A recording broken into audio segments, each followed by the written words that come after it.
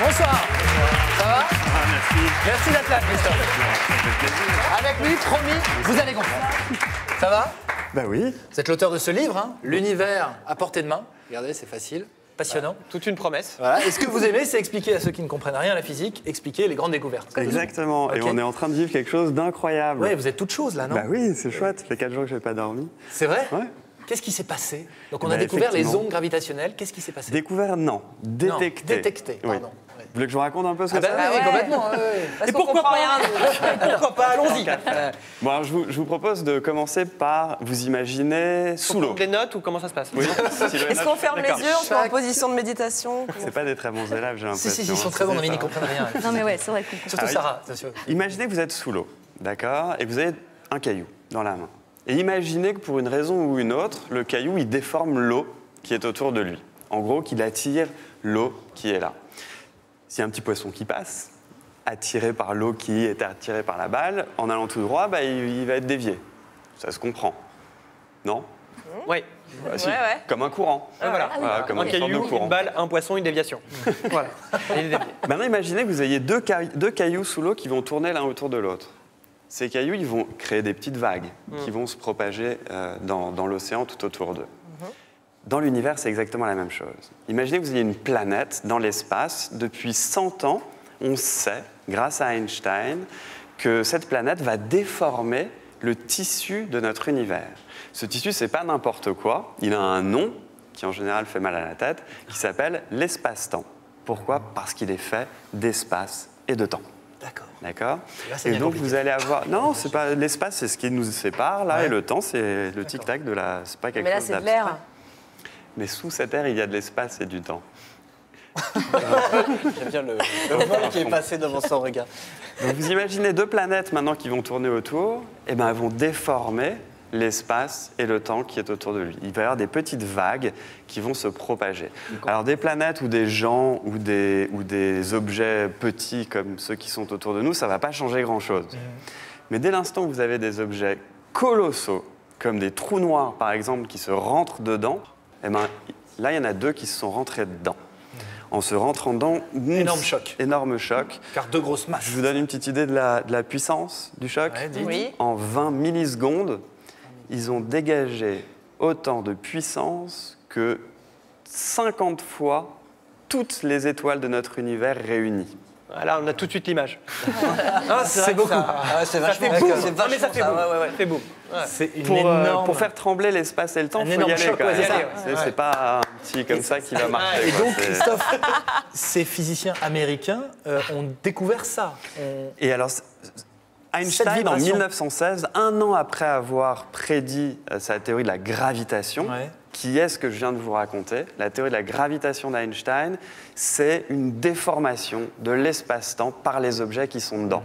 Et quelques mois plus tard, en bidouillant ces équations, il s'est dit, mais alors du coup, si deux objets se rentrent dedans, il pourrait y avoir des vagues, des ondes gravitationnelles qui se propagent dans l'espace à la vitesse de la lumière.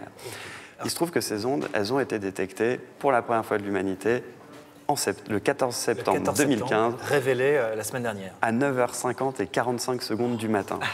Ça a duré même pas un quart de seconde, le passage de l'onde. Ça a été ultra rapide. Elle est loin maintenant. Elle a traversé la Terre. Et qu'est-ce qu'elle a fait en passant? Elle a changé les distances. Vous avez grandi. Et ensuite rapetissé. Et vous êtes élargi et rétréci lors du passage de l'onde. J'étais pas bien ce matin, moi. On a été traversés par cette onde, en fait, tous. Ah non, mais c'est C'était en septembre l'année dernière. Peut-être qu'il y en a une autre qui est passée aujourd'hui. mais J'ai senti autre chose. Toute la planète a été traversée justement Toute la par cette planète. Par cette onde de Le choc, on soleil peut aussi. dire. D'accord. Le soleil aussi, tout le monde. On est d'accord que c'est imperceptible. Il n'y a rien qui peut faire qu'on peut la sentir, nous humains.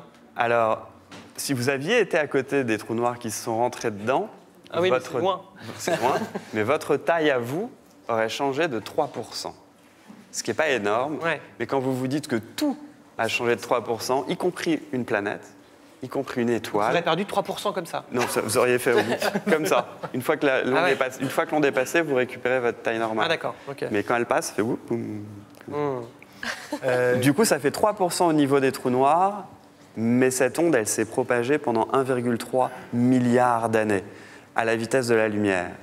je sais pas si c'était énorme, c'est devenu minuscule. Ouais. Comme quand vous lancez un caillou dans l'eau, l'onde, elle est au départ grande, et puis au bout de 10 mètres, il n'y a plus rien. Ouais. Alors imaginez, au bout d'1,3 milliard d'années, la distance qu'ils ont réussi à détecter là, c'est de l'ordre de la taille d'un cheveu sur une distance entre la Terre et non pas le Soleil, mais l'étoile d'après. D'accord. Ouais, donc c'est tout petit. Oui. Ils sont Et bons, alors, les gars. Ils sont bons. Pour bien comprendre, Bien réussi. jusqu'à présent, Christophe, nous utilisions le ciel, nous observions le ciel grâce à la lumière, en fait, la lunette. Désormais, on va pouvoir entendre l'univers, en fait, et remonter beaucoup plus loin dans le temps. C'est ça, c'est-à-dire que ça émet Alors effectivement, du son, une onde, quoi. et c'est là où on arrive sur le complètement dingue. Ouais. C'est-à-dire que, On n'y était pas encore. c'est-à-dire que Je vous préviens. jusqu'à observait aujourd'hui, les étoiles. exactement comme vous l'avez Grâce dit, à Galilée, tout sa ce qu'on lunette. voit dans le ciel, c'est à travers la lumière qui nous est envoyée par les étoiles. Exact. D'accord? Là, soudain, tout d'un coup, à partir de 2015, l'humanité entière a un deuxième outil. On n'en a jamais eu avant. D'observation de l'univers. D'observation. On peut écouter, voir ou entendre, c'est un autre nom vu que c'est justement autre chose, des ondes qui ne sont pas de la lumière. Ces ondes, elles traversent tout. Il n'y a pas d'ombre aux ondes gravitationnelles, sauf peut-être les trous noirs. Je voyais que vous alliez émettre ce petit doute. Mais à part les Ah trous si, noirs, on voyait. On voyait que là, tu t'es dit, D'accord. il n'y a pas assez pointilleux. Il n'y a pas d'ombre. Et ça va nous permettre de voir ce qu'on n'a jamais vu. Par exemple, les trous noirs. Ouais. Là, on a détecté 2 trous noirs qui se rentrent dedans. On ne savait même pas que des trous noirs pouvaient se tourner autour. Rien que ça vaut un prix Nobel. Mais quand vous dites justement, on va pouvoir voir, en fait, concrètement, on ne voit pas. On va pouvoir juste appréhender les outils, mais il n'y a rien de visible. Pas avec l'œil. En fait, vous êtes en train de nous dire que On a vous gagné allez un nouveau découvrir sens. un sens. Oui. Vous avez découvert un nouveau sens pour appréhender justement l'espace et le temps. Exact. Ah oui, donc c'est une Ouais. découverte de fou. C'est une truc de fou. C'est plus que le regard, que l'ouïe. Ah oui. Vous, Christophe, en ce moment, cette découverte, qu'est-ce qu'elle a changé dans votre vie professionnelle au Changer quotidien sa vie, complètement. Je suis invité chez vous. Ouais, déjà, ça c'est pas mal. Je pense pas que ce serait arrivé sinon. Ouais. Mais ce que ça change pour moi, Dans votre vie de chercheur, de physicien, oui. déjà, on peut avoir l'impression, disons pour les jeunes qui nous écoutent, on peut avoir l'impression que tout a déjà été fait en science, que c'est trop compliqué, que je sais pas quoi, que c'est pas pour moi, fille ou garçon. Et bien là, tout d'un coup, on a un nouvel outil qui nous offre un nouveau champ. On repart à zéro par rapport à ça. Il y a des prédictions qui ont été faites. Il y a des choses qui vont être découvertes qu'on n'avait pas prévues, c'est sûr. Ça ouvre un nouveau champ. On ne sait pas ce qu'on va voir dedans. Il y a quelque chose d'extrêmement excitant là-dedans. Merci beaucoup Christophe, merci beaucoup. On applaudit, merci beaucoup. Merci et si vous voulez vous plonger dans cet univers, l'univers à portée de main, c'est absolument passionnant, c'est très pédago.